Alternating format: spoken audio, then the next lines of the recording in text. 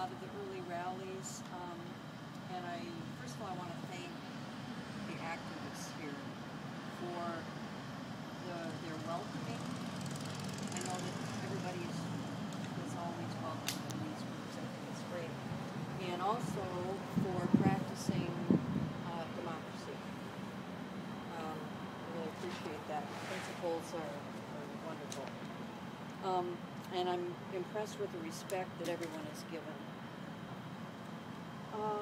I think the Occupy Wall Street movement has the most potential in the U.S.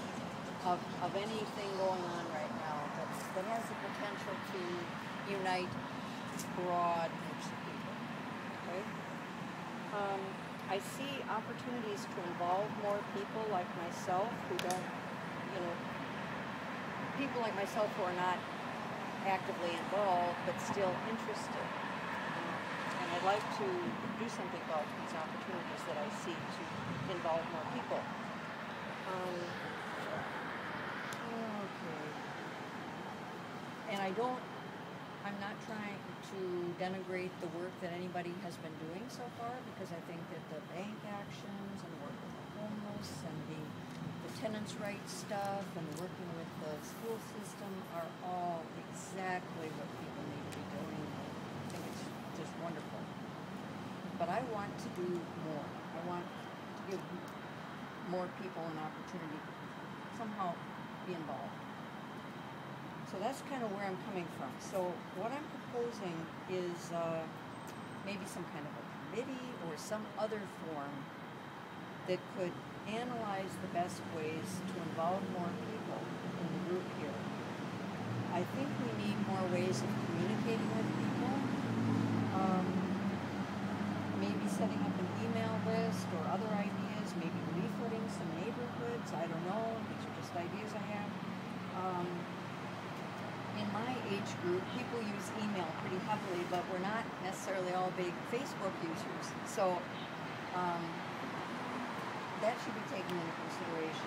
That's one way of communicating, but we need to offer people, I think, a wide variety of ways to be kept informed.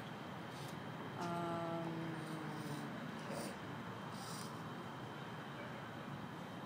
Let's see. I'll use an example. There was this rally, I think about a week ago, in support of the people who are occupying the land where the pipeline is going to take place around Dallas. And I wasn't aware that it was going to happen. And my husband and I would have been here if we had known.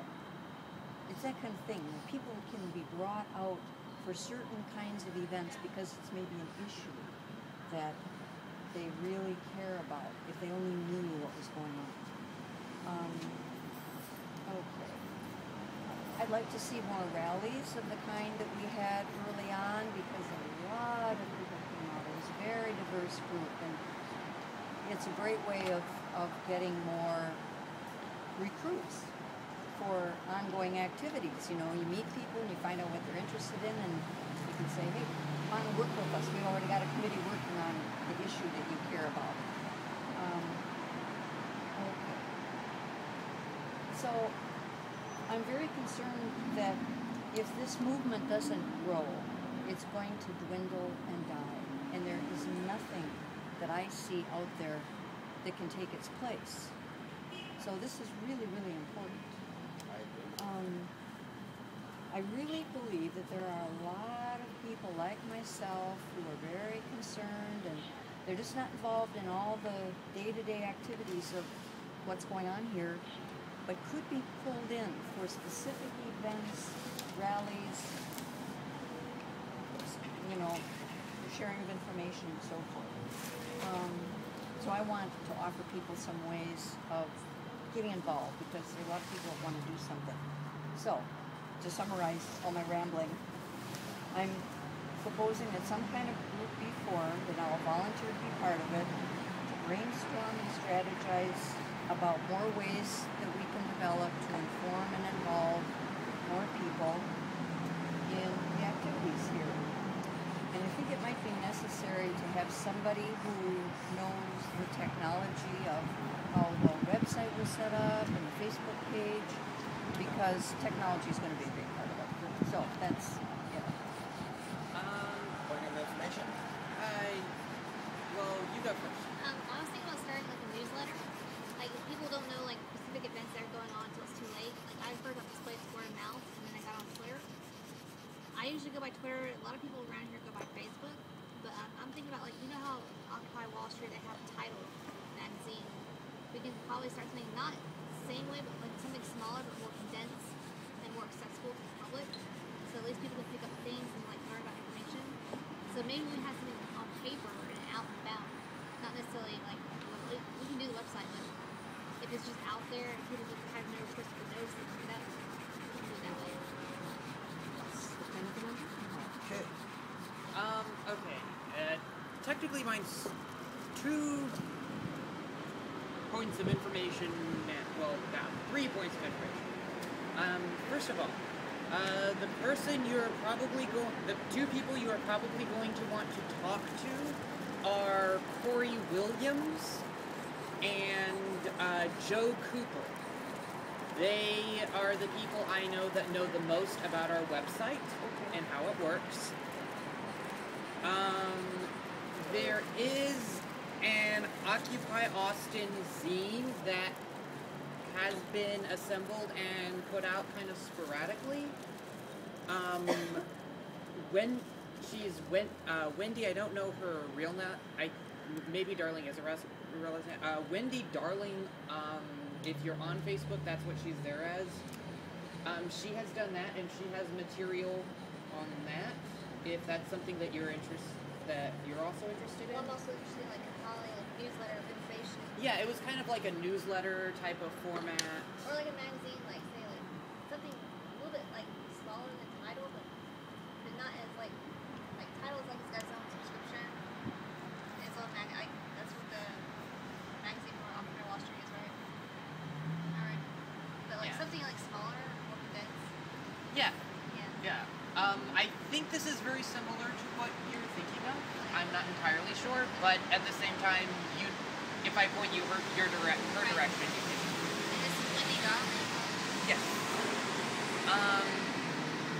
And then my third point of information is that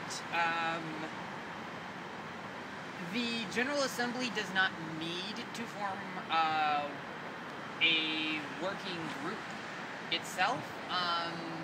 Anyone can form a working group as part of anyone who's part of Occupy can form a working group as part of Occupy, and basically so long as that doesn't actually do anything that conflicts with Occupy Austin's core values, that doesn't create an issue. So Okay, so we're going to try to do you guys are, I guess, are going to try to do a working group. Sort of like an outreach working group? There is one by that name already, but it... Some of the working groups listed on the website have become defunct now. Yeah. But the thing is if you talk to Joe Cooper and to Corey Williams, they may also be able to give you that email for that working group, and then you can start doing stuff under that email. Ah, okay. So, because a lot of the working groups have something like outreach at occupyaustin.org. There's info scribes at Occupy Austin. It's a way of communicating with people about the topic. Okay. Yeah, so there's an email for that. If you see that working group listed but it doesn't seem to be active, there is an email for that, and you can talk to one of the I'm 90% sure Joe Cooper has admin of the website. So if that's something you want to do, speak with him. Okay.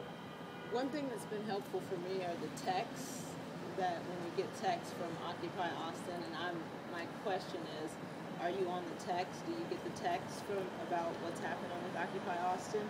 And then secondly, my question for the General Assembly is, who sends those texts out, and are they thorough? Like, do they encompass every action that Occupy is a part of? I know Kid O'Connell and Corey Williams have access to the OA alert system. What was your name I again? don't know who else does. I believe there are other people. Thank you for that. That's awesome. So I like what you're proposing. We also do have a calendar too. yeah. Our website right now is currently underutilized. It is. Our website is currently underutilized, so I think it would be a good idea to bring a Ninja back. Who's the webmaster for that? I want to say it's Joe Cooper, but I am not certain, so that's why. Huh? Lainey is, I believe, one of the Facebook admins. Yeah. She, Lainey is at Drew Blood. DRUBLOOD on Twitter. on Twitter. Yeah. Oh, and she's a hoot. Yeah. It seems like this brings up a really good point because we have a lot of sources of information, but they're sort of spread out. Yeah. It would be nice to have one hub Yes. where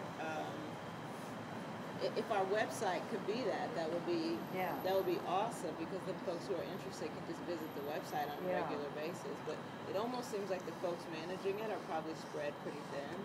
Yeah. Yeah. And Twitter's nowhere near as frightening as most people make it.